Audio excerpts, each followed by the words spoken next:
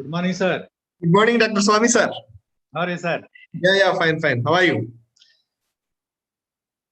How are you, sir? I think some network problem is there. Yeah.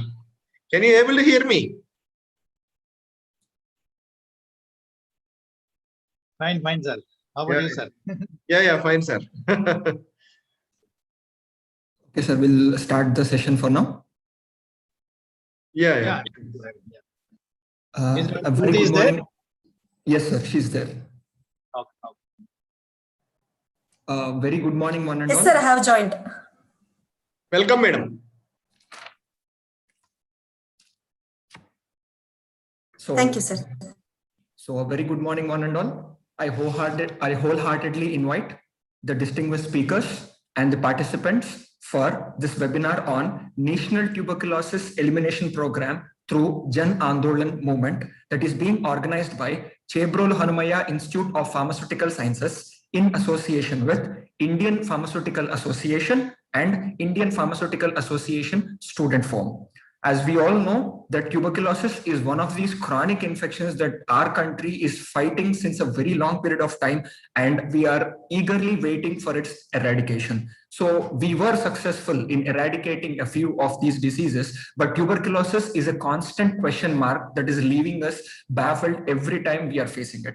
So in order to have a clear-cut idea about this, we organized this webinar, and this date, that is 24th of every month, has got a significance regarding that. So in order to give us a lot of insights about this program, we have distinguished guests with us today. So let us start this program with the introductory note of our principal, Dr. S. Vidyadhara. Thank you, Dr. Raghav Kalyan. Very good morning to all. I wholeheartedly invite the distinguished speakers and participants to this webinar on National Tuberculosis Elimination Program, being organized by Chebrol Hanumaya Institute of Pharmaceutical Sciences in association with Indian Pharmaceutical Association Education Division, and also the youngsters of pharma fraternity who are actually involving in this particular is Indian Pharmaceutical Association Student Forum. On this August occasion, I am very happy to invite the two speakers for today's session, Dr. B.S. Spurti, NTEP Technical Assistant Project, Mysore Division, Karnataka, and Dr. V.H.T. Swami, Medical Officer, Asha Kiran Hospital, Mysore, for delivering their valuable talk on tuberculosis eradication. I wholeheartedly welcome you both with warm wishes on behalf of Chebrol Hanumaya Institute of Pharmaceutical Sciences, sir and madam. We consider you as the most appropriate persons to deliver insights on this topic, sir.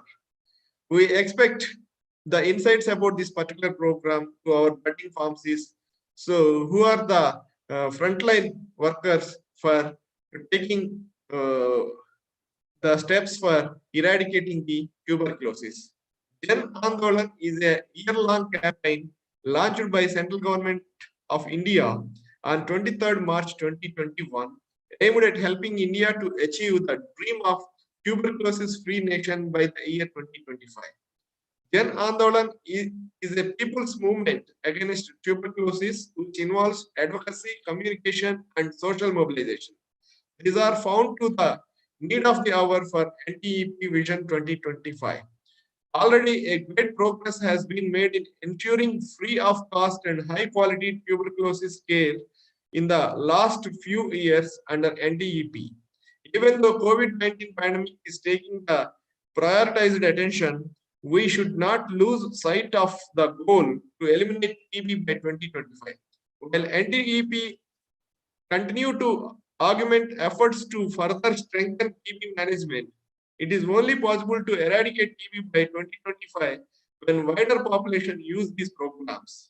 Certainly, our students also will take active role in eradicating the tuberculosis in the surrounding areas that ultimately results in complete eradication of the tuberculosis in the entire India. Hopefully, this particular program under the dynamic visionaries and expertise of Dr. B.S. Spurti and Dr. V.H.T. Swami, our students are going to get a lot of information about how to eradicate tuberculosis and how to educate the surrounding area people, and thereby definitely we can able to achieve by joining our hands together with NTEP. On behalf of Chevrolet Hanma Institute of Pharmaceutical Sciences, I once again welcome the speakers of today's webinar for delivering their talks on this particular occasion. Now let us proceed with the session. Dr. Rao Kalyan, please go ahead. Thank you, sir. And as our principal rightly said, the current COVID pandemic should not make us blind towards the steps that are being taken for the eradication of tuberculosis. And tuberculosis has always been a pandemic, to be frank, and it is high time that we should not give it a negligence sort. So we designed this webinar so that this program of Jan Andolan, which was started by the central government of India, should reach the maximum population so that eradication can be made possible. So to give us more insights about this, to make us more aware about this, we have two distinguished guests today. So the first speaker would be Dr. B.S. Purti. She completed MBBS from KVG Medical College and also MD from Community Medicine. After her successful completion, she joined WHO as a medical consultant for TB program to provide technical assistance. And currently, she's serving the role since the last 2 years. Her profession details with provision of technical assistance to the states, forming different policies for TB eradication, monitoring the guidelines and their implementation, and data validation. And she is also an active participant in designing various research activities that direct the effective outcomes of national tuberculosis effective communications and programs. So with this brief introductory note, I welcome Dr. Spurti to this webinar, and I hand over the platform to her so that she can continue with her presentation. Ma'am, over to you.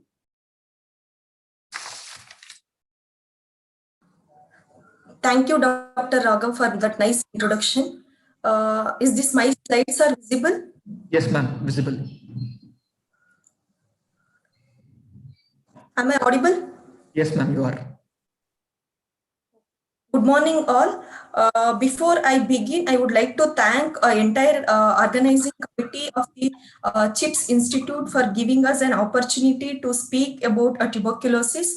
Mainly in this forum, I will be addressing on people-led response to tuberculosis, that is Jan Andolan. As we all know, tuberculosis, this is an age-old disease which has a 5,000-year history. Tuberculosis, which is mainly caused by Mycobacterium tuberculi. This is the bacteria. The most commonly affected organ is lungs. This can affect all other organs also. The other than nail and hair, this tuberculosis can get affected all other organs too. Mode of transmission is mainly through the respiratory droplets. Around 40% of the world's population are infected. What I mean by infection is about 10% of these infected individuals might progress to the disease. There is a clear-cut difference between the infection and the disease. During the infection, the organisms will be in the dormant stage and the individual doesn't express any symptoms or signs of tuberculosis. But during the disease phase, the individual will be there will be some symptoms which individual manifest, and the organism, the tuberculous organisms will be in multiplying phase. What is more important is about 5 to 10% of the infection might progress to the disease. This is more so for the individuals who are suffering from any immunocompromised disease stage. Tuberculosis, this is the top 10 cause of death among the infectious killers. Look at the global and Indian TB scenario. According to the Global TB Report 2020, this is the report which gets published every year. Every year, there will be around 440,000 TB deaths in India, whereas in world there will be around 13 lakh deaths. That is 36% of the global mortality is contributed from India. In terms of incidence, the incidence is number of new TB cases. It is estimated that every year there will be around 10 million new TB cases. Among them, about 2.7 million is contributed from India. That is 27% of the TB cases of world is contributed from India. And even for MDR, that is drug resistant TB, it is estimated that in a year there will be about 4,65,000 MDR TB cases, and from India it is about 24%. What I want to say is India is the highest contributor for tuberculosis, highest contributor for MDR TB, that is drug resistant TB, and highest contributors for TB deaths too. So as we all know, Government of India committed to end the TB by 2025, which is 5 years ahead of the global TB target. We need to reduce the TB incidence by 80% compared to the 2015's baseline by the year 2025, and we need to reduce the TB deaths by 90% compared to the 2015's baseline by the year 2025, and there should not be any out-of-pocket expenditure from the TB affected family. The main vision of this goal is to make TB-free India. So we have a national strategic plan guidelines which is formed by the Government of India. These strategic guidelines will help in guiding the states for moving towards the TB-free India. There are 4 pillars which program mainly based on these 4 pillars. The first pillar is detect, that is finding all TB cases by reaching the unreached population, and next pillar is treat, that is treating the TB cases with high efficacy anti-TB drugs. Then next pillar comes as prevent, that is preventing the emergence of tuberculosis, and last pillar is build concept, which is mainly concentrating on building the administrative commitments. What is more important is till now the program was mainly concentrated on clinical dimensions. We have 3 dimensions for TB elimination. To move towards TB elimination, first is clinical dimension, the second one is public health dimension, and the last one is social dimension. At present, we are mainly concentrated on clinical dimensions. So under clinical dimensions, we have 2 set of areas. One is diagnosis and other concept is treatment. How are we diagnosing TB case? When any individual walks into a clinic, we will be evaluating him for TB symptoms. The main TB symptoms are cough of more than 2 weeks, fever, weight loss, and hemoptysis, that is blood tinged sputum. If any individual suffers from any of these symptoms, then these individuals needs to be evaluated for TB by offering a batteries of tests. We have multiple tests for diagnosing TB. One is sputum smear microscopy, which many of our public health hospitals have been strengthened with this microscopic center. At the block level, we have PCR based technology, that is CBNAT or TrueNAT, and at the state level, we have culture based tools, that is a solid culture based tool and the liquid culture based tool. So we need to offer these tools for the patients who comes with the symptoms of TB. Once we offer these tests, we will get to know whether the patient is suffering from TB or not. Once we diagnose the patients, then comes the treatment initiation. As soon as we diagnose the TB patients, we must initiate the treatment as early as possible. We have a high efficacy drug to treat the tuberculosis under the program. We have 2 different types of tuberculosis. One is drug sensitive tuberculosis and other is drug resistant tuberculosis. For drug sensitive treatment, we have 6 months of the duration of treatment is 6 months. There will be an intensive phase for 2 months and the continuation phase for 4 months. For drug resistant TB, the duration is bit longer. It might take 9 months, or for some patients, it might take up to 18 months. The duration is bit longer for drug resistant TB case. The next dimension is public health dimension. Here, as I already told, the duration is longer.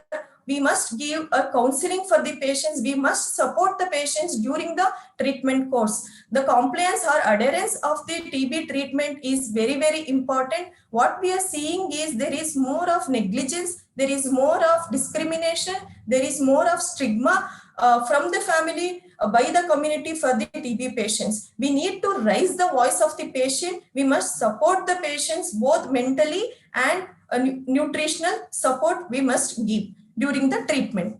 And there is one more concept at present, that we must engage all the stakeholders for moving towards TB elimination.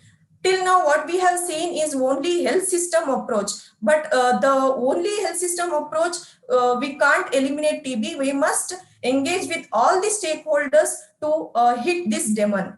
And what is more important is, still now the prevention concept has not been addressed much in program. We were giving only preventive treatment for HIV patients and for pediatric contacts of TB cases. But at present, there are more strategies which are built for preventing the progression of infection to the TB disease. The program is doing this, the program is addressing this prevention mainly by testing the infection by using IGRA or Montauk's test, and by treating the infection individual with the 6 months of isoniazid treatment. Then next dimension is social dimension, which is very, very important for moving towards TB elimination. We must engage the community. What we have seen at present is during COVID pandemic, all the stakeholders have come under one umbrella for controlling the COVID cases. The similar approach has to be built for TB elimination. We, under the program, we have program has done multiple approaches to engage all the stakeholders, to engage all the program officers, and to engage all the departments. At present, we were concentrating mainly on the health determinants. The program has not been addressed many other non-health determinants like poverty, like nutrition. This needs to be addressed in order to move towards elimination. So the current concept is Jan Andolan. The main vision of this Jan Andolan is to have a community-led, patient-centered movement for making TB-free India. So this is the movement that works with all the stakeholders to unite them under one umbrella for making India TB-free. This forum will help in informing all the stakeholders, creating an awareness, creating a more visibility of the program to the community, and this movement will help in empowering the community and will help in engaging all these sectors. The main scope of this movement is to reach the unreached population. What has been done is, till now, is we were concentrating mainly on the passive case finding. That is, once the patients comes to the health sector, we were diagnosing we were evaluating them for TB. But what is being stressed at present is the health system is going to the doorsteps of the individual, and they will be actively screening the individuals for TB symptoms. That is called as active case finding, which is one of the strategy for early diagnosis under the program. And at present, we have like something called as workplace policy. Even all the industrial workers have been screened for tuberculosis, have been sensitized under tuberculosis. So this will help in early diagnosis, this will help in early initiation of treatment and to get a favorable outcome for the patients, and this will help in community to eliminate TB from their community. And under the program, this program has addressed some of the social determinants, mainly by providing a nutritional support for the program, by engaging with the various CSR agency, by engaging with the various NGOs. And the program is providing nutritional support for the patients by giving a monetary benefit of rupees 500 during the course of treatment to the patient. So these are the plan of activities which Government of India has been recently has been set these activities to move towards TB elimination. Every month, these are the activities which will be focused. Say for example, in the month of April, the program has focused to create an awareness by involving the MLHPs, that is middle level healthcare provider. This is a new concept wherein we have got a new health and wellness centers at the sub-centers level. So the program has tried to engage with all the MLHPs, all the health and wellness centers for creating an awareness. This will help in early diagnosing the case, and this will help in creating a more visibility of the program. Similarly, we have similarly for the month of May, we have time-bound activity called sensitization of all the industrial workers, that is called TB-free workplace. And for the month of August, we have TB. We will be focusing on TB preventive measures and sensitization of all the elected representatives. And there will be one activity called TB and Women in the month of October. So on, these are the activities which will be focused from now onwards. At present, in the program, we have a TB forum. This TB forum is a collaborative engagement with the community. The TB forum will be chaired. This TB forum structure is there at the district level, at the state level, and at the national level. So the TB forum structure will be chaired. This forum committee will be chaired by district collector at the district level, and at the state level, principal secretary and MD/NHM will be chairing this forum. The main intention or the main objective of this district TB or state TB forum is to address the issues affecting the well-being of the patients by addressing the stigma and by addressing the discrimination towards the TB patients. There will be a discussion which will be mainly concentrating on availability, access of the NTEP services will be discussed under this forum, and there will be many members under this forum. Say for example, even the patients, the cured patient will be the member of this forum, and he or she will raise the voice of the patients. So this forum will help in taking an administrative decision. This will help in improving the systems. This acts as a catalyst for changing the policies, for making a program, for taking a program decision, and this will help in practicing good. This will help in making a good practices in their district.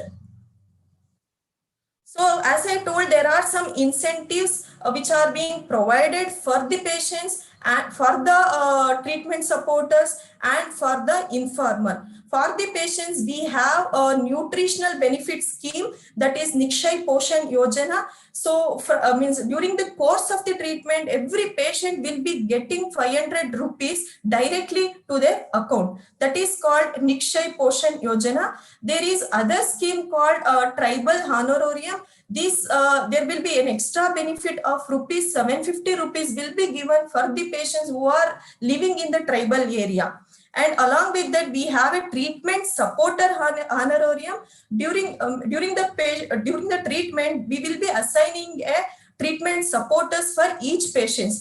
If at all, if the treatment supporters supervises the dots properly, and if the patient completes the treatment properly, then the treatment supporter is eligible for the honorarium of 1,000 rupees for supporting a drug sensitive patients, and 5,000 rupees for supporting a drug resistant TB case. And we have something called incentive for informant. Anyone who informs about the TB patients, who sends any presumptives, and that presumptive has turned out to be positive, then these informant will be given a rupees of 500 for informing this TB case. All these benefits will be given directly to the account through Nikshay and PFMS interface. So what is, there is some concept called Schedule H1 drugs. Schedule H1 drugs, there is an amendment from Government of India that in order to ban the over-the-counter sale of these Schedule H1 drugs, there are 46 drugs under this Schedule H1, 15 drugs are from the TB. So there should not be any sale of drugs of these Schedule H1 without any prescription. So every year we observe World TB Day on March 24th. March 24th is the day where our microbiologists discovered the TB causing organism, that is Mycobacterium tuberculosis. This year theme is "The clock is ticking," that conveys the sense that the world is running out of time to act on our commitments for moving towards TB elimination. So what a program expects from all of us is to act collectively for moving towards TB elimination, for making the community ownership for moving towards this elimination. Community ownership will help in planning for any TB activity. They will help in creating an awareness. They will help in generating a demand, and they will help in implementing the program part, and also they'll help in monitoring the system. These are the things which program expects from all of us. We can work collaboratively together. We can act together for moving towards this target. That's all from my side. I have mainly stressed on Jan Andolan and people's movement. If you have any concerns on TB program, I'm ready to take up those questions.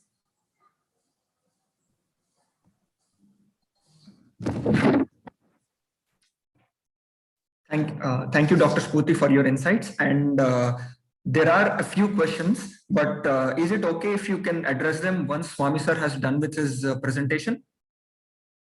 Sure. Okay. If madam is busy, we can ask her to finish now. Then I can take the class. Okay. So, ma'am, it's your wish. Would you like to answer this now, or? Yes, sir. I'm fine with that. Okay, ma'am. So we'll go ahead with the Swami sir presentation. Yeah, you can go ahead. Okay. So that was Dr. Spurti, who gave us an insight about the Jan Andolan schemes and the way the government of India is trying to tackle this problem. To move ahead with our next speaker, we have Dr. V.H. Swami. He is a medical officer at Asha Kirna Hospital, and he has been serving there for the last 19 years. And he is also the recipient of Best Doctor Award in the field of HIV/AIDS for three times in the years 2007, 2011, and 2014. And the year 2013, he received Dakshina Kesari Award from Lions Club of Mysore for his outstanding contributions in the field of HIV medicine. Apart from that, he is the master trainer for doctors and paramedics at Karnataka State AIDS Prevention Society, and he is the technical consultant for the Community Care Center at National Association for Collaborative Research, NACO. And as we all know, that TB is one of the most commonly and most frequently associated opportunistic infection in patients with HIV. His experience for the last 19 years adds a lot of value to all of us. So, sir, I request you to please take the platform and give your inputs on this topic. Thank you.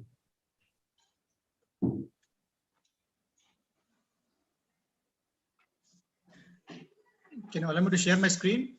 Yes, sir.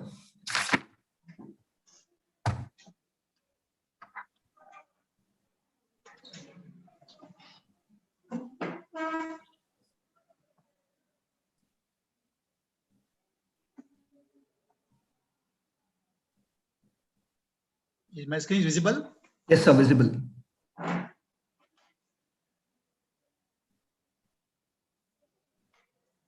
It's visible now? Yes, sir, visible, sir. Okay, thank you. So I'd like to thank the principal and Dr. Pramod for giving me this opportunity to do this program. And thanks to Dr. Spurti for taking in an early time and then doing this program.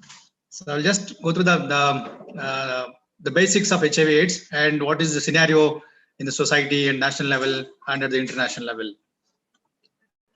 So once upon a time, India was called as a poor country. We used to show like at the international level, like poor huts and nuts and with like buffaloes walking on the roads and dogs walking on the roads like this. But over a period of time, we showed that international India is not a poor country; it is a resource limited country. So we had like Infosys and then Wipro company and Reliance who came. They showed that India is not a poor country; it is a resource limited country. So we also made a good name at the international level after this IT sector. Then after IT sector, there was a beauty sector. So beauty sector also we have almost a span of like 6 years. We won most 4 Indian Miss on Miss World title in the span of 6 years. So we also made a good name at in the beauty sector. So it was a good name in the international level. Both this IT and beauty, there was one more sector called as HIV/AIDS. So we also made a good name, making India is proud, like India is the 3rd largest country in the world, making a huge burden of HIV/AIDS in the country. So this was like, you can see this, I think you have been seeing this slogan every December 1st, we celebrate World AIDS Day with different themes. And this was like getting to zero was one of the theme in 2011. And it was running almost like 5 years from 2011 to 2016. So if you just look at the theme, getting to zero, so what you have to make it zero is bring the new infection to zero and deaths to zero. To cut down the infections, to cut down the deaths, you need science. But if you want to cut down the discrimination, look at the middle part. So discrimination, even after 4 decades of HIV into the epidemic, still we are facing, still there is a large issue of the discrimination and stigma. Still it is persisting even now. So many of the friends or well-wishers will be in the same household. They think that it will spread by touching or hugging or using the same cutlery or by staying with them. So there's still stigma and still persisting in the society. So you can see this clipping here. So there is a stamp released by a post office about the World AIDS Day, and a red ribbon has been released. So the red ribbon is a logo of HIV/AIDS. And you can just look at that, a common man walking on the road is asking to the postmaster, so postmaster, why you release this kind of a stamp? So if there is no gum, you have to lick it to the tongue and then stamp it on the card, no? So they think that it may spread through the stamp paper, which is labeled with a red ribbon. So that is the common concept with the common society. So there's darkness surrounded by threatening words like shame, sin, disgrace, go away. These are the words which they face in every day in their routine life. So society will think they don't right sleep. Why do you want to treat them? You just leave them to die. And I've seen this. They have taken this picture in one of the patient's house, where the patient was tied like this in a house, in a corner, and they don't want to leave her outside because they think that if she go outside, it may spread to the others also, or other people also come to know about the disease. And media will focus on the sensitive issues. So they say, okay, if there is a murder or some rape, it comes in the front page. If somebody got some awards, it comes in the 2nd or 3rd page. So people will not go into the normal news. They want to go for the sensational news. So law, what about law? Law remains blindfolded unless somebody comes and forward, like say that I'm not getting treatment here, I'm not getting medicines here. So nobody will help them. So if they go to the law, if they go to the court, and it will be lodged in a complaint, and the media will again focus on them, showing their faces in 24/7. So again, the stigma and discrimination will increase. It's not going to help them. So you can just look at here. This is a clipping which came in the Times of India. Rani is unmarried and pregnant and had an abortion at the age of 13 years.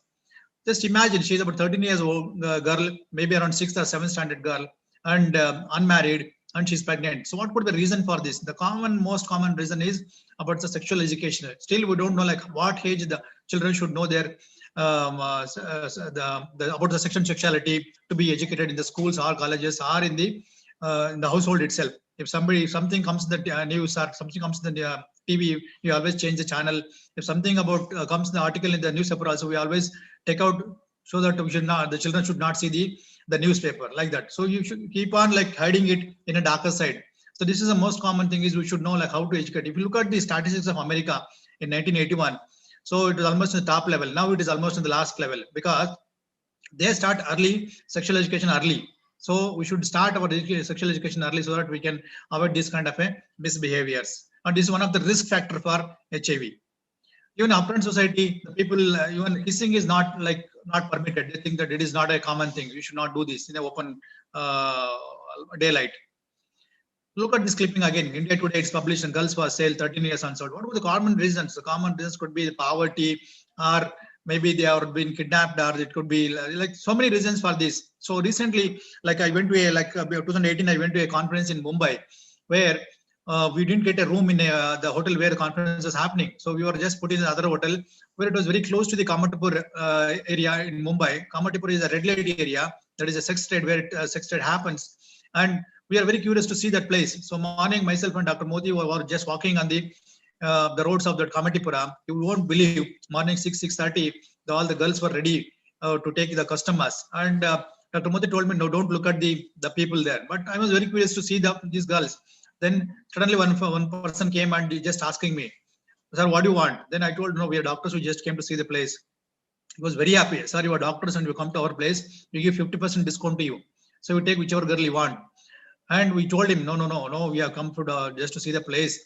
Then it took us inside. Then there are a lot of girls like this, which are like abandoned from the family and they're nowhere to go and no place to go. They just held up in that, and it was a very difficult moment for us also. And so that's one of the risk factor for HIV. So another risk factor for HIV is not before 18 years. You will look at this. So even today, the lot of girls are getting married before 18 years. Even in India, it's happening. Even small like villages, so they'll get married early in the younger age group.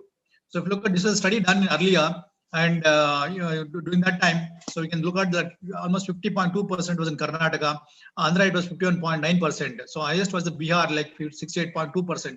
So this is again a risk factor. Why it is a risk factor? Because the girl will be around like 14, 15 years old, and this boy will be around like 30, 35 years old, and they get married, and this fellow has no job, so he has to go and work on for something for the family. So we'll go out to the city level, and we'll work morning to evening, and at the end of the night, he'll spend with some prostitution, spending that money, and we'll bring that infection to the wives, and in turn pass the infection to the wife, and in turn she may become pregnant, and in turn she pass the infection to the children. That's how the cycle starts. So this is one of the risk factor for HIV. So women are forgotten to go to the AIDS epidemic. If you look at in the common sense, like in any hospital, so most of the men ward will be full. Even if you look at the women ward, it will be almost 50% less, because again, gender bias. So even in HIV field also, it is a gender bias. If men become sick, they will immediately bring to the hospital. If a woman becomes sick, they say, okay, wait for 2 days, wait for 3 days, then will bring to the hospital. This is again a gender bias. It is not happening from today. Even if you look at the mythology, like even in if you go to Mahabharata, where Draupadi was brought in an open court ad, and even though her 5 husbands were there, they were unable to do anything. Luckily, Lord Krishna was there, and she was saved. And even if you go to the Ramayana, even like Rama believed somebody, and he was suspecting his wife, and she has to go into the fire to prove her fidelity. So this is the kind of like even today, like women are like a downtrodden in the society. So if you come to the like marriage between husband and wife, I think in 2006, the government of India launched a program called as premarital HIV testing. So they can have a HIV testing before marriage. It was given to each state to take the call, but nobody has guts to take this call.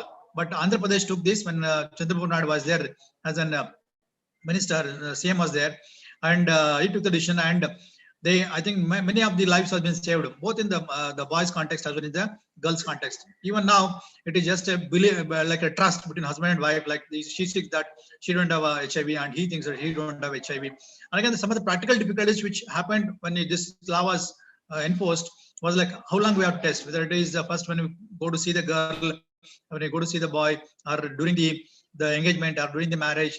It was a lot of questions for that, but it was one of the big impact which has happened in the marital affair. And there's I think proverb we have even heard, like behind every successful man there is a woman, but we have changed it. We are most women with AIDS is a man without a condom. So here's a case study. I'll just put this case study. This was happened in one of our Ashakana case study. So a newly married man is tested HIV positive at Ashakana. So he was just married 6 months back, and we have counseled to bring his wife for testing because he was a married person, no children, just 6 months married life.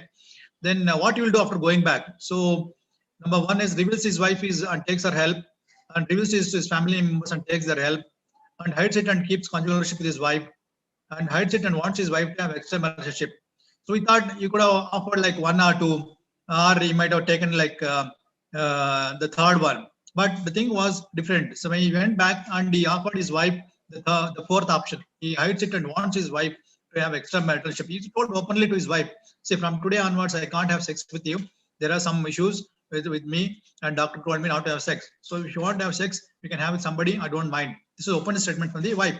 Sorry, husband. Then what's his wife's reaction for this? So his wife declines for and files for a divorce. His wife talks to him and gets him out of such mindset. His wife starts extra relationship. His wife takes him for counseling. So most of situations we think that it could be like fourth one, or it could be like second one. But the thing was different. So the wife reaction was like she was waiting for husband to change his mindset, but he was not changing. Sex is like a normal hepatite. So he has to undergo.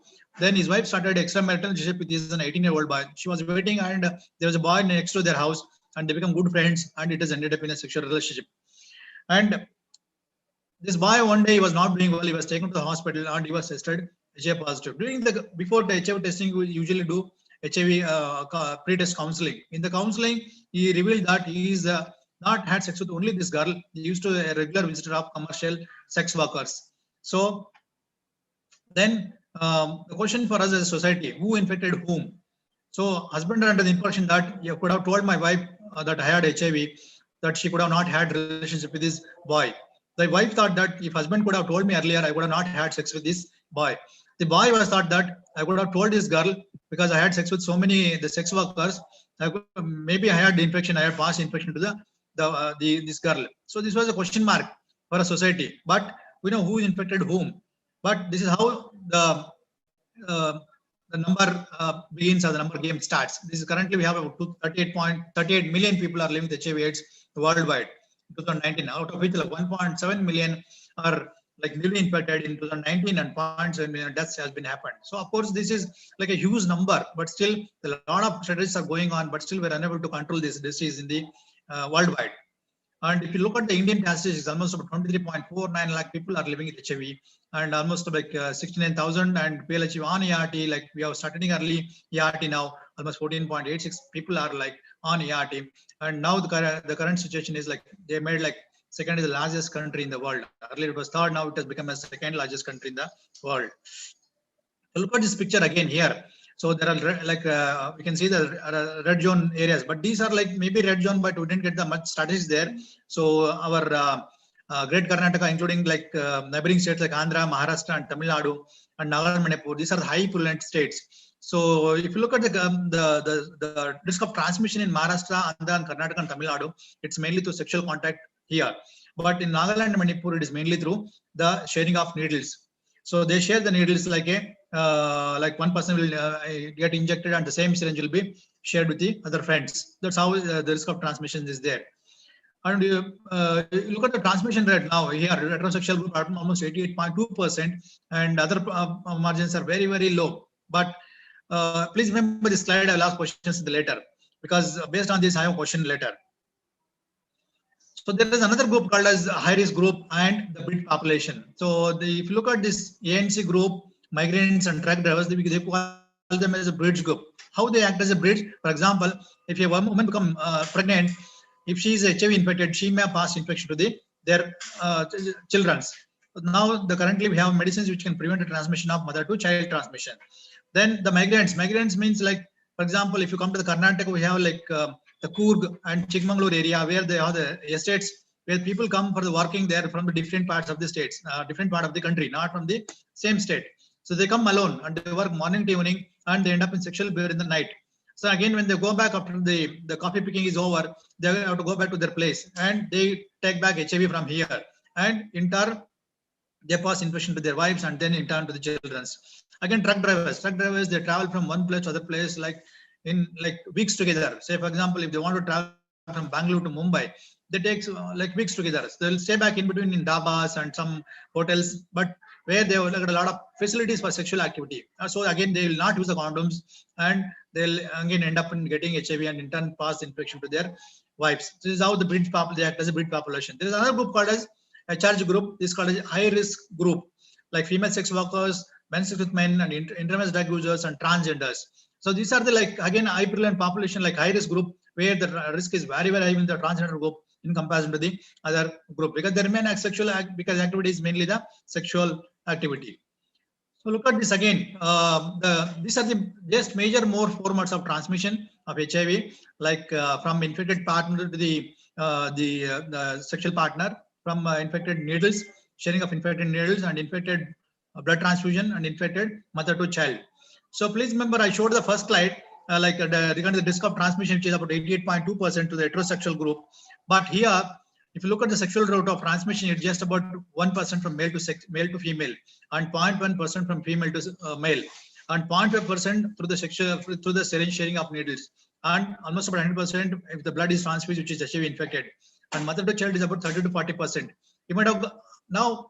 The thing is, like, you can think like I told you, the risk of transmission is just about 1% and 0.1% to sexual contact. If you look at like the statistics, it's almost 88.2%. So again, if you look at these three modes of transmission, like sharing of needles or blood transfusion or mother to child, we have some checkpoints. Like you can check the needles whether it is disposable needle or a ball needle, or when we give the blood transfusion to some person, we can always screen the blood whether it is HIV infected or not. And for the mother, now first trimester, second trimester, even in the third trimester, even during delivery, now we are screening the mother. But during having sex, we don't have like a screening system, so we can't wait like, okay, we wait for 5 minutes, we'll drive our blood and do that HIV testing and have sex. No, it is not there. Because of that drawback, still the risk of transmission is very high with the sexual contact when it compares to the other modes of transmission.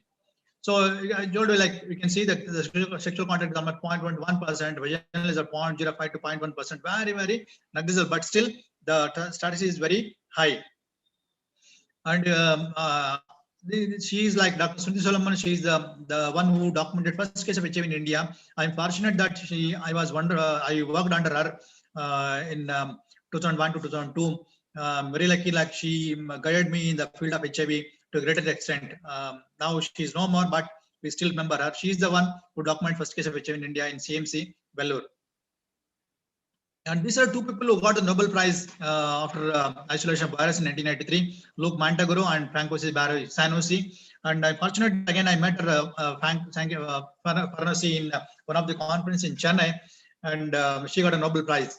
And how will say whether the patient is HIV positive or negative? Just by looking at the patient? No, we have to do the blood test. So common test is like antibody test. You can do a spot test, ELISA, Western blot, or antigen detection, or isolation of virus, or PCR, or CD4 count. So commonly we use this spot test. They call it as ICTC centers, Integrated Counseling Testing Centers. In the entire country, we have, like in all PSCs, we have these centers where patient can just walk in and then get tested. It is done at free of cost. With they do 3 spot tests and do the different antigens. If one test comes positive, they go to second test, and they go to third test similarly. If one test comes positive, second test comes negative, third test comes positive, it will not label him as positive. It is called as indeterminate. So we have to look for the higher version of test, or ask the patient to come back after 15 days or 1 month. So other options is we can do Western blot test, or we can do PCR testing for DNA PCR testing for confirmation.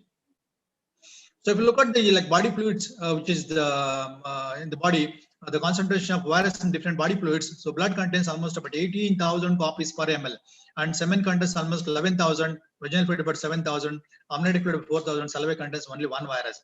So somebody will ask whether it is transmitted through the kissing. So again, if you look at the risk of transmission, we need almost 1 bucket full of saliva to get transmitted through the saliva, and there should be some lesions in the oral, then only the risk of transmission is there. Otherwise, very, very negligible. Some people will ask also, I went to barber shop and then the same blade was used. No, it is very, very negligible transmission of risk. So because at least 10,000 virus should enter into our body to break our immune system. So what are specimens tested? Commonly used as like blood, serum, plasma, saliva, or urine. So we can use, commonly uses now is blood, and serum can be, plasma can be used in the common labs. So this was ELISA method. Earlier we used to do this. This was time consuming. Almost you have to wait for like hours together, and sometimes we have to give the report in the next day. And this is a spot test, which in like 20-30 minutes we can give the report. It's called as a card method. The only problem is drawback is sometimes it may give false positive or false negative reports also. But that's why you have to repeat at least 3 times in a different antigen group. So look at this again. The control should always comes positive, and here is the test group. Here is the control is positive, test is negative. Like this, there will be positive negativity be there, but we have to reconfirm with 3 antigen tests. So now the new outcome is like home HIV test kits. So it is like similar to like how the people, when they become pregnant, they will not go to immediately to the doctor. So they will go to the medical shop and they will buy a pregnancy test kit. Similarly, and they confirm that they can get whether they are pregnant or not. Similarly, like we can do the home HIV test kitting. Like there is a new the test kit has come now. It is going to available in the market now. So they have to just roll around the gums in the over the teeth and then keep it in a micrometer like this, and within 20 minutes it will read the report. This is not a confirmatory test. This is a screening method. So whether they are infected or not, we can just screen it. So sometimes here also we can give false positive or false negative report. If it comes positive, then we have to go to the nearest ICD center and then get confirmed with the different modes of testings. So this is a Western blot test where people can, there's doubts, we can go for where the different is quoted with the different proteins present in the virus like P24, P17 and P31. And at least 3 bands should come positive to say it is a positive report. So this is electronic microscopic structure of the virus. So it's mainly RNA virus, and we have like two RNA copies.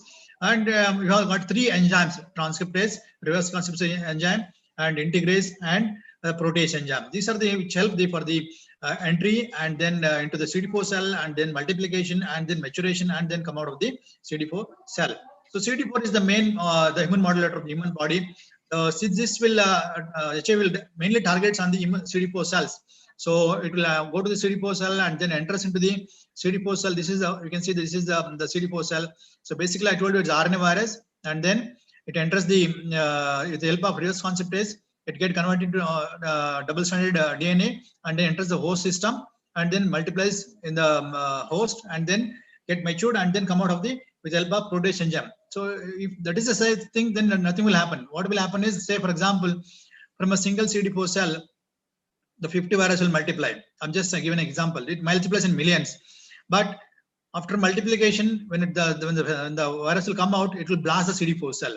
So from a single CD4 cell, 50 virus will come, and in turn, these 50 virus will attack another 50 CD4 cells. That's how our immunity goes down and viral load goes up. That's how the patient develops symptoms. So the immunity will goes down. So look at this picture again. It may take about 7 to 10 years to go to the AIDS stage. So from HIV infection to the AIDS stage. So in the beginning, it could be like 500 CD4 count, and later it goes to the AIDS stage. Maybe at a CD4 count will be like 200. So it takes about 7 to 10 years from the date of infection, but it's take its own time. So there's a difference like the stage 1, stage 2, stage 3, stage 4. But it always warns in between the stage 1, stage 2, stage 3, like, okay, we got developed a TB. If you got developed like pneumonia, it will always say, okay, treat this problem, and then come back to the stage 1. But what happens is patient will just ignore this, and they go to stage 2, stage 3, stage 4. So like this. So it takes about 7. In India, we have like 3 types of progresses. One is like slow progresses, intermediate, and rapid progresses. So rapid progresses may go in faster, like within like months together, they may end up in 8 stage. And intermediate, they take about like 3 to 4 years. And rapid progresses, like intermediate, like slow progresses may take about 10 to 15 years to go to the 8 stage. I'll quote an example here. I had a patient in one of the Mysore. She met with an accident. She's about 18-year-old girl, and she met with an accident, and she was taken to a hospital where she has to undergo a surgery. And when they underwent a surgery, before surgery, they did HIV testing. She was positive. Then she was asymptomatic, and she was referred here. Then I asked her the background of the history. She said, no, I don't have any sexual history, no other prior surgeries. Then we called the parents. Both the parents were tested positive. This is vertical transmission from mother to child, almost 18 years. All of them are asymptomatic. They are called as slow progress. Another example is one girl came from neighboring district, and she was 21-year-old, and she like married, and she would become pregnant, and she went for a routine checkup. And in the first pregnancy, like when they did a routine checkup, she was tested HIV positive. Then she was referred here, and again the husband was negative. So it started like something like conspiracy between the sexual this thing. Then we called the parents. Both the parents were tested positive. Again, it's a vertical transmission. 21 years, all of them are asymptomatic. Unless she become pregnant, nobody would have known that she is HIV positive. Like this. So we have like 3 types of progresses in India. So what is the common, like if you look at the OIs and CD4 count, so the commonly, like when CD4 goes down, we get different opportunistic infections like herpes zoster, tuberculosis, oral candida. Tuberculosis can occur at any point of time. So even CD4 more than 500 also, they may occur. and oral candidiasis, and if the CD4 goes less than 200, they may get PCP, or like esophageal candidiasis, toxo. When the CD4 goes less than 100 or less than 50, we have like all brain infections like cryptoxoplasmosis, cryptococcosis, cryptosporidiasis, CME, like the PML, MAC. All this will start when CD4 goes to less than 50. So depending on the immune level, these all infections will come. So please remember, we have medicines to treat all these problems, but only thing is we don't have medicines to clear the virus, but there's treatment to clear all these opportunistic infections. So we call them as you can look at this here. There's a dog hidden under the chair. So we call them as opportunistic infections. They'll be waiting for the opportunity. Once the opportunity starts, they'll start coming out. So don't think like once the lightning has hit somebody, it will not come again. It may hit in a different part. It may hit in again. So like that, the patient developed TB once, like pulmonary TB, it may have the extrapulmonary TB. It come in a different form. So in a different group, like today it may be pulmonary TB, tomorrow it may be extrapulmonary TB. So you have to be very cautious, and we have to counsel the patient about drug adherence so that you will not miss the dosage. And there are a lot of uniform guidelines throughout the country or throughout the world. Problem is, again, there are different guidelines followed by the private setup and as well as in the government setup. So somebody follows WHO guidelines, somebody follows national guidelines, somebody follows NIH guidelines. So there are different guidelines there, but if you follow the uniform guidelines, again, we can definitely clear give a better life to the patients. Do you think the virus is same from the beginning to now till now? So it could be evaluation, you can see that how the human evolution has happened. Similarly, the virus might have been in a different form, but today still it is the same virus which is there from the 40 years back. But the evolution has been taken place in the field of antiretroviral therapy, where we have different protocols or different drugs available to treat the patients, where we can make them as to a normal life in the society. So again, I told you, like HIV is constantly evolving with new challenges. Closer to get the source of light, larger the shot of ignorance behind us. So you have to keep updating ourselves in the field of HIV/AIDS. Earlier, you used to say, if you know syphilis, I think we know everything. Now, if you know HIV, I think you know everything. So again, look at this picture again here. There is an animal which is sitting on the patient, so you'll be get scared. So similarly, like it's like a OI, opportunistic infection. So we have to keep counseling the patient about the new infections with the background of CD4 level. When CD4 comes, he has to keep on counseling about the drugs and the drug adherence, and you should tell them like, okay, tomorrow you may get tuberculosis, you may get herpes zoster when CD4 comes down. So you have to keep counseling about the different OIs which may occur in the future life. And look at this again, the directionals. They are bidirectional. So in both directions, there is no way. So they have to get confused whether to go this way or that way. That's why we should know how to manage a HIV patient. The patient would have like multiple infections in a single patient. You may see tuberculosis, you may see pneumonias, you may see gastroenteritis, you may see oral candidiasis in a single patient. We should know how to manage the case. Because, for example, if the patient developed tuberculosis and has got a oral candidiasis, so which one to treat first? So question mark is again, most of the people treat tuberculosis first. The problem is oral. So first treat the oral candidiasis so that you can take the tablets and treat the problem, and then you can eat it in a normal food and then take the tablets, and we can save the patient. Look at this again. This is a oral candidiasis, how severe it will be. Like if you look at the hard palate also, this is completely involved, and sometimes the patient comes and have difficulty in drinking the water also. So it may spread to the esophagus and then end up in like esophageal candidiasis. So you have to treat this. This is a simple drug like fluconazole. Like 150 mg we can give for about 7 to 14 days, and it will get cleared, and we can apply like candid mouth pen for about 5 to 7 days. It will get cleared. And again, angular cheilitis is another form of oral candidiasis, and esophageal candidiasis. Again, I told you, if you don't treat it, will go to the esophageal candidiasis. For this, we need to have IV fluconazole have to give, or if it is resistant to fluconazole, we can have to use the amphotericin also. So, Madam already told about the tuberculosis, and India is considered about 27%, rest about 30% is different countries. So, I want to go for the details about this. Statistics already you know about this, and only thing I want to point out is like almost like there are 2.5 million like deaths from TB people with HIV. We have to be very, very careful about this, because this is like TB and HIV are very common. So patients who are HIV patients, there are likelihood of about 60% getting TB tuberculosis. That's why now in all TB patients we screen for HIV, and in all HIV patients we screen for tuberculosis.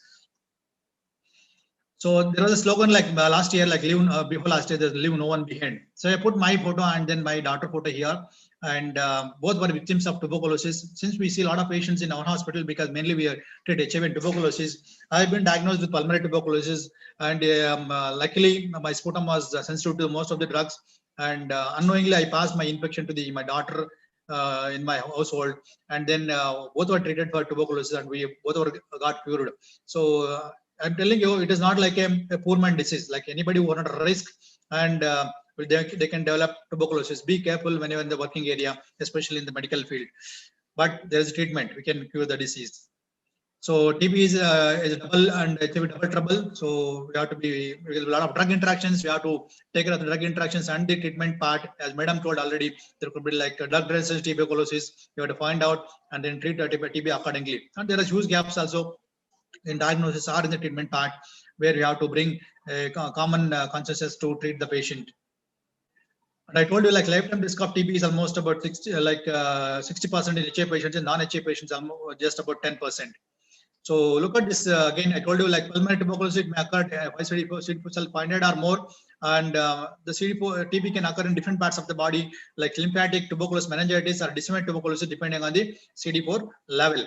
So this is left. Most of the time, it will occurs in the left lower lungs are involved, left lower lung TB, and sometimes it has a pericardial effusion TB and biliary tuberculosis. And we can look at this. This is the cervical lymph node or supraclavicular, here cervical and axillary lymph nodes. So you have to clinically examine the patient and then look for lymph nodes, and then send it for testing, so that immediately we can diagnose and treat the patient, and we can save the patients.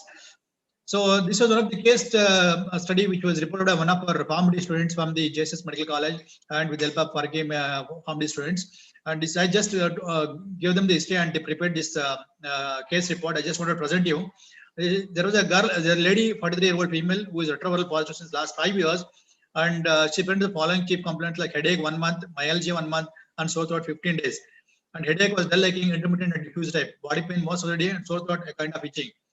But patient was retroviral positive since last 5 years, and she was on like 2-drug regimen. Somebody has given her 2-drug regimen, and she was taking the 2 1OD. And her husband was also positive, but he was not adherent to the drugs, and no history of TB contact or no history of like rare hospital admissions, and no other positive findings were there. Sleep was normal, decreased appetite. Only positive finding was decreased appetite. Otherwise, she was okay. No weight loss. So other findings were normal. And husband was retroviral positive and passed away due to some cardiac arrest, and he was on ART but not compliant. She's got 2 children, both were tested negative.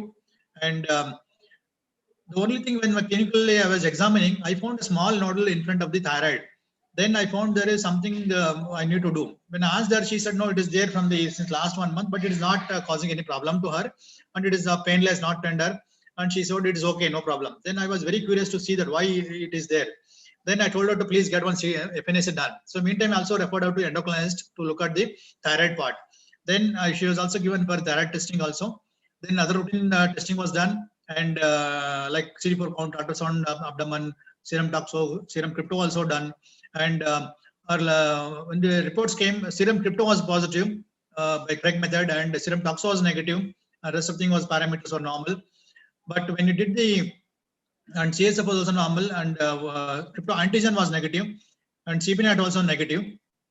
And the ultrasound of thyroid was not much significant. There was no like CA findings. It was normal. And interestingly, our thyroid profile showed like T3 3.09 and T4 was 22. And our endocrinologist said it could be like hyperthyroidism. I need to start with the treatment. Then I told, please wait for the FNAC report. Then when FNAC report came, it showed like granular matrix inflammation, query cox. But our endocrinologist was not believing this report. No, it could be something else. It is not a TB.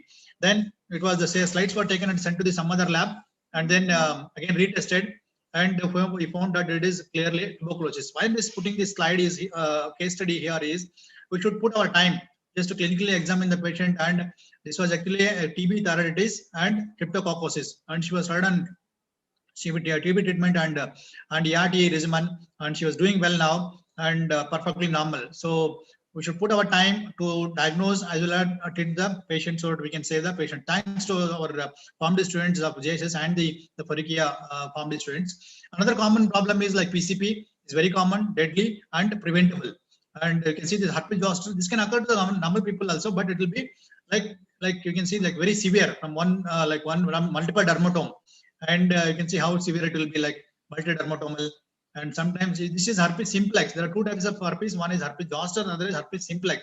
So simplex can occur in oro and genital lesions, and this another skin problem is molluscum. We have to treat when there is a 1 or 2 lesions. If you don't treat this, it may end up in multiple nodules like this. The patient may lose the vision also. Even the vision is there inside, but he could not able to see because of the multiple lesions. And we have to differentiate between different lesions, like we have molluscum, cryptococcus, and they all look similar, but we have to find out and make a diagnosis. And another interesting thing is like CNS infections, like the last the CD4 goes less than 50. So we have like toxoplasmosis, multiple ring cancer lesions when you do a CT scan. And this is the like crypto. When you do inding preparation, we can see the multiple cryptococcal lesion cells here. And another is CM retinitis. Patient usually comes with a history of like blurring of vision. So we have to look at the CD4 level and send it for ophthalmoplegia. Then we can see the. So again, the problem is here is we have to give intravitreal ganciclovir. Again, very cumbersome, and only some people will do that injection. Now the drugs are tablets, oral tablets are available. We can use the oral valacyclovir tablets. So prevention, how do you prevent this? So by avoiding multiple sexual partners, products with unknown partners, and screening of blood products, prevention of vertical transmission, that is mother-to-child transmission, and safe metals by the health professionals, and universal precautions by the medical personnel. So earlier used to say like A for apple, B for bat, C for cat. Now we have to like change, like abstinence, be loyal to your partner, compromise. So first to not be anyway possible, like abstinence, be loyal to your partner may not be possible. At least compromise is possible. Advise people who are at high risk to use the condoms to protect themselves. Condoms are free, totally available, free of cost. Again, the problem is nobody will tell them how to use the condom and what is the timing, how to discard the condoms. These are the common practical aspects. So we have to keep counseling the patient about the usage of condoms. Now the condom vending machines are available, where patient can go to the in metro cities where they have to put 5 rupee coin and they get a good condom at the emergency levels. And there are two types of condoms, both male condom and female condom. But in India, we have commonly used is a male condom. But in a like brothel centers, there is also again uses of female condoms, because some customers may not oblige to use the condom male condoms. So now interestingly, we have like various condoms with the different color codes, where we can identify different infections. Like for example, like purple is like HPV, and green is for chlamydia. So different like syphilis, like blue. So when they wear, this will be in a white in color. When they wear this condom, they'll turn into different colors. So thanks to people who invented this. And if you look at the usage of condom, India is less than 50%. So treatment, like how do you treat the patient? Just by ERT? No, we have to do counseling, because it's a lifelong treatment. Patient has to be counseled for the lifelong treatment before starting the treatment. Again, based on the symptoms, there could be some symptoms. You have to treat the symptoms also. Again, ERT should be started early. Now, again, the counseling part is very, very important. So our body language is very important. You will be watching you, how you counsel him. So we should not say the patient like this, and we should not make him a small person like this. Oh, very bad. How do you got the infection? No, you not required. So you have to counsel the patient. You should develop a like bondship between you and patient and ourselves, and then later they will tell like what to do. Then in some of the hospitals, they will like put the patient like in a like animal. So it should not be like this. They should not be discriminated, and it's not the way of counseling. So this is how we have to do proper counseling. We should sit in the same plane and the same chair, and there should not be any barriers between a patient and a counselor. That's how we have to do the counseling. So coming to the ERT part, the ERT I told you is a lifelong treatment.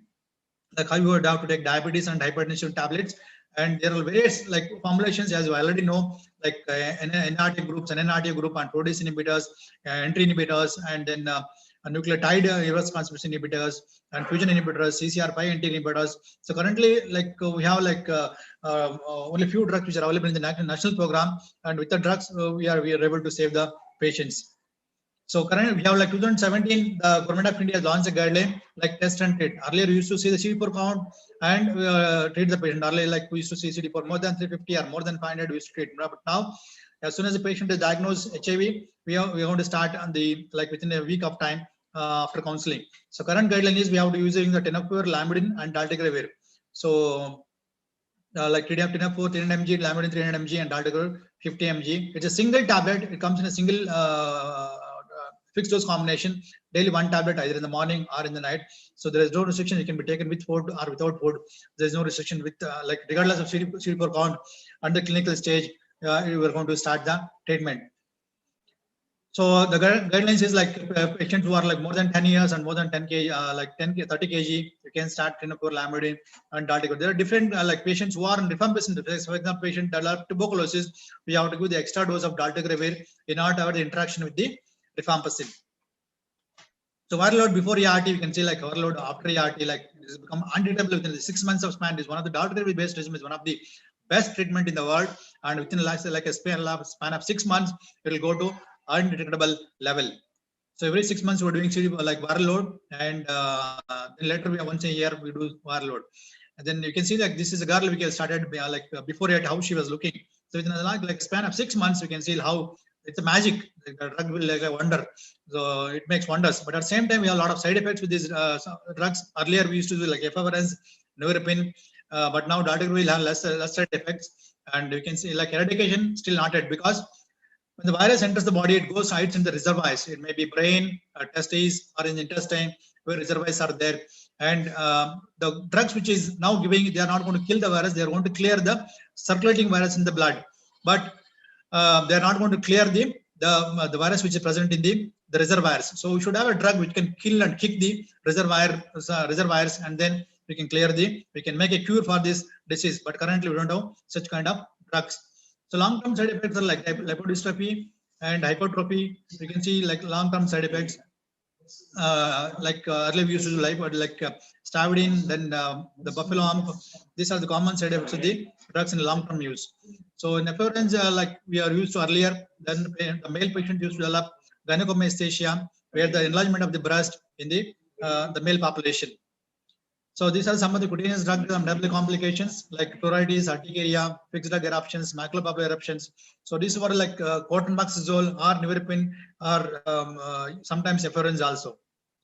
This is again a Stevens-Johnson syndrome. Like it become like burns. So patient will be treated like a burns. You get a lot of IV fluids. It might get admitted, and we should avoid the drugs which has caused this problem. So you have to start with the alternate drugs.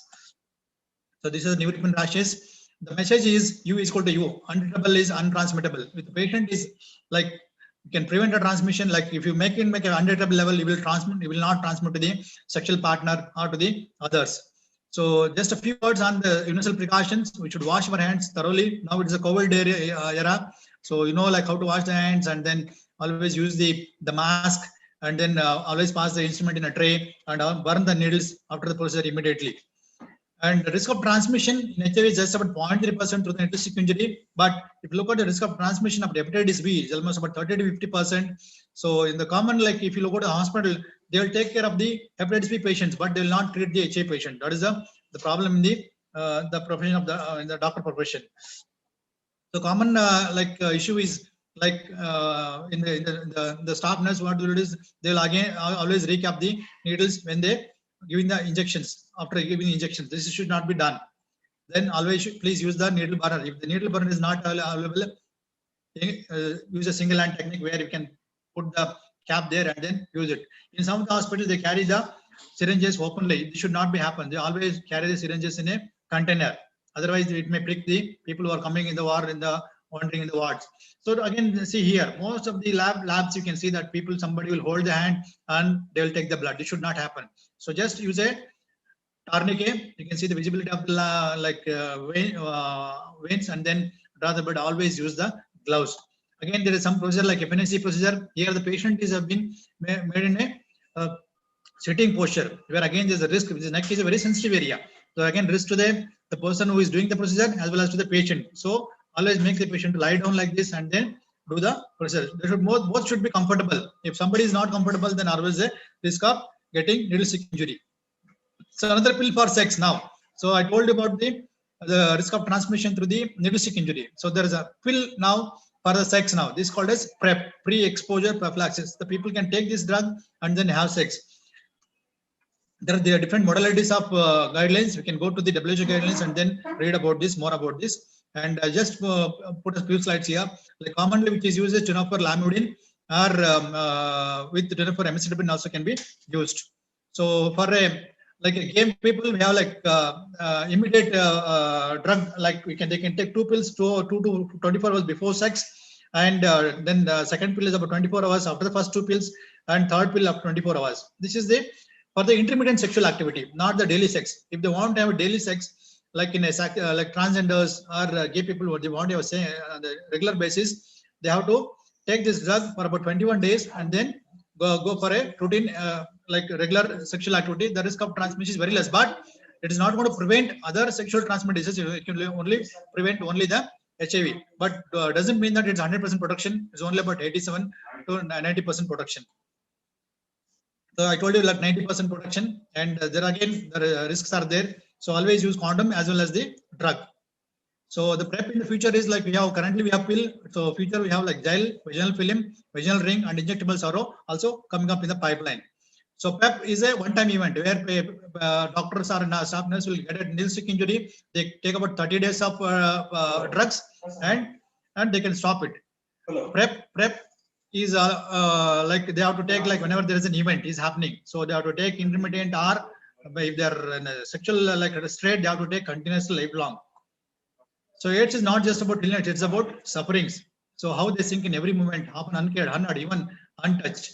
Some voices continues to echo. So Jyoti was beautiful adolescent lured by friends taken to Bangalore, Mumbai, Kamatipura. 8 to 10 months of darkness, 10 to 15 clients per day, fight punishments. Not just another client, a frequent teller who helped Jyoti to miraculously escape. 5 months pregnant, father stood by, MTP, sepsis, discriminated, discarded from the hospital and nursing homes. Look what they've done. When she came to hospital, she just opened her blouse. We have to see like cigarette burns and my hair, my skin. And Asha Gana provided shelter and food. She was hungry and we provided the food. And back home, but problems continued. Several months later, father appeared and Jyoti was very sick, unable to travel. So we gave some medicines and there was a pen just on my table. I gave it to her. Please give this to Jyoti, and some medicines and just a pen that I gave. A month later, postcard message came. Jyoti was extinguished. She died in her sleep. But after a few days, the father came and so told, but sir, she was at her dying moment. She was carrying your pen with her. So in another subject like a pen can give us so much of comfort. We are human beings. We should talk to the patient so that we can add life to the patients, not just ears to the patients. So not being treated, not being hurt, it's being touched. So it's not about cure and vaccination, it's about care, concern, and compassion.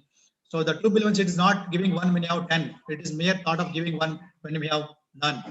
So we should strive hard to reach out, touch their lives. So miles to go, I know most of us know like there are a lot of gaps in treatment as well as the programmatic issues, but we should strive hard to reach the people and treat the people and save the people. So as I told you, there are missing messages. You can see this torn red ribbon. We should make it like look like a beautiful red ribbon, and we should bring like equity, not equality. So put more intensity and passion to your work. You can live an inspired life. So thank you so much for giving me the opportunity. Thanks to the principal and again Dr. Pramod and Dr. Spurti. Thanks a lot. If any questions, I can take this. Thank you, sir. Thank you so much for your presentation. And I would like to put forward a few questions that were asked by the participants of this webinar. As a part of your presentation, you mentioned that there are certain ways in which HIV can be transmitted. So one of the questions that was asked was, does the saliva contain virus? If so, can it be transmitted? If not, what is the use of swab test? Okay. So the background of testing that saliva is like, if you look at that testing part, it is very sensitive and very specific test. So it has to be done in the morning hours where when you do the brushing, there will be micro level of bleeding in the gums. So it will pick up that blood formats. It's not the saliva. And saliva contains no virus unless it is mixed with the blood. If there is visible quantity of blood, then only risk of transmission is there, otherwise there is no transmission. This will pick up the blood component, not the saliva component. But it's called as oral quick test, not the saliva test. Okay, sir. And one more thing that I was trying to ask you is, for all the patients who are HIV positive and also tuberculosis positive, what problems will come for the effective treatment adherence? Because ART is a lifelong component, and ATT is a component that requires a minimum of 6 months. So for persons who has to combine or who has to take these both together, then what are the issues that need to be resolved whenever there is an issue of adherence? Okay. So currently, when the patient has been diagnosed with HIV and tuberculosis, so when the patient is diagnosed like tuberculosis, we are going to start only the tuberculosis part earlier. Like we start with ATT for 2 weeks and make them adherent to the drugs. And then along with that, we are going to start protramoxil drug to prevent other OIs. Then 2 weeks later, we'll ask the patient to come back again for the follow-up. And then before that, we have like CAC, the care support center is there. There will be outreach workers. They keep counseling the patients. Apart from that, there will be NICSHA group people are also there. They keep counseling the patient about the drug adherence. And after 2 weeks, we are going to start ERT. Even after starting ERT also, there will be a tracking system where patient will be followed up every month. And the common problem which they occur is hepatitis, like drug-induced hepatitis. There could be like ATT-induced hepatitis. That is the most common problem. And there will be loss of appetite. And again, pill burden. As I told now, the drug is made, it's very simpler. Like now the ERT drug is just a single tablet. And apart from that, we have to take one more drug, TDF, 3TC and dolutegravir, plus one DTC they have to take, that is 2 tablets per day. Plus, like depending on the body weight, in the DART center, they give about 3 drugs or 4 drugs. So there will be almost about 6 to 7 drugs per day. Apart from that, there could be some multivitamin tablets, protramoxil, become a huge burden to the patient about the drugs. So you'll be worried about taking the drugs. So we have to keep counseling the patients and keep talking to the patient, keep counseling the patient, make the calls every day and talk to him, and we can definitely save the patients. And sir, your thought on, because the government of India has launched this Jan Andolan program for tuberculosis. So do you think any programs that should be, according to you, can be taken by the government for patients with AIDS to eradicate that also?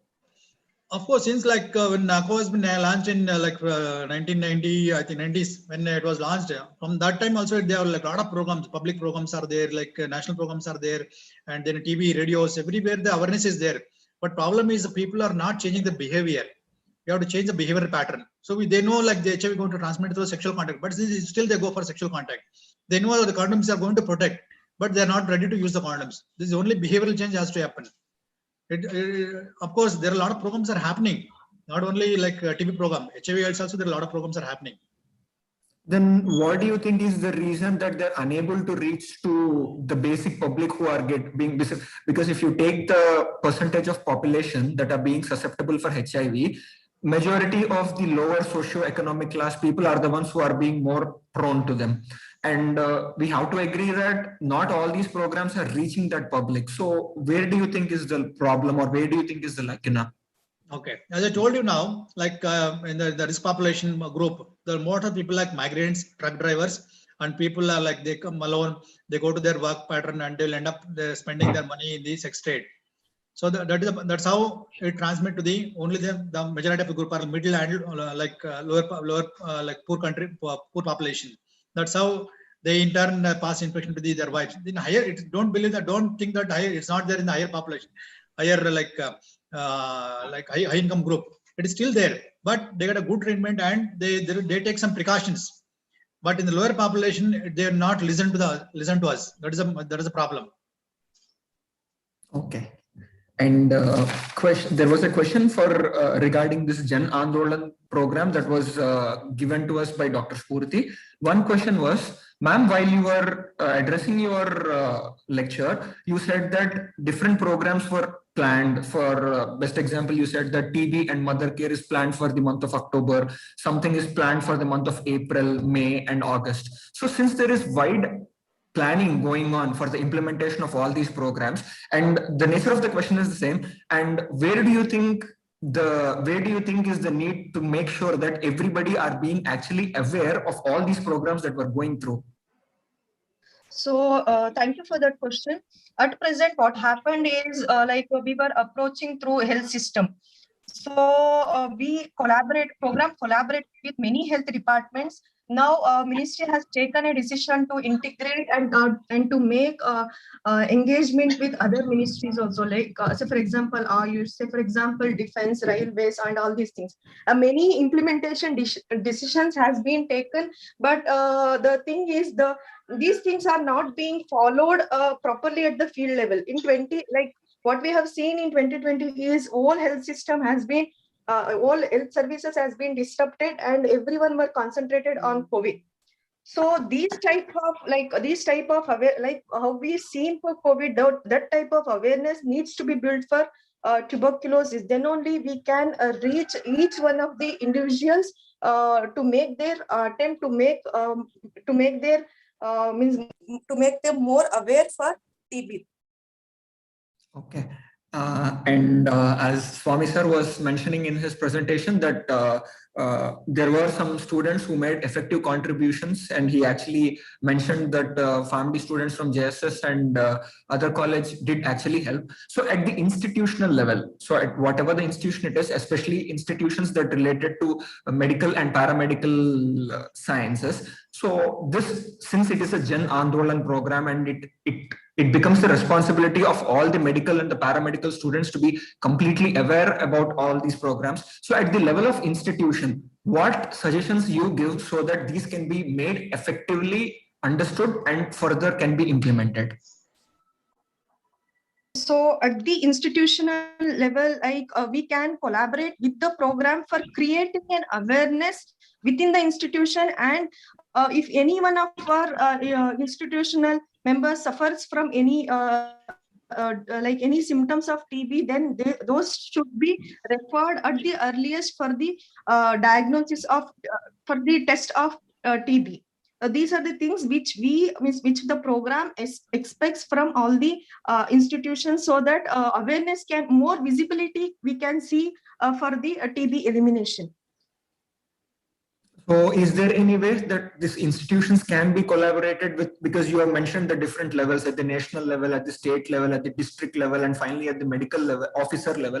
So is there any way that the government is trying to integrate institutes also, or it happens in parallelly, separately, or like that? No. Like whatever I told, like TB forum, this is a structure wherein all the stakeholders are the members of this forum. Like from the IMA representative will be attending this forum, and from IAP members will be attending, and even from Chemist Association the member will be attending, and all this, like from all the programs, the member will be raising their concerns in this forum, so that the district collector can take proper decisions in order to move towards this elimination.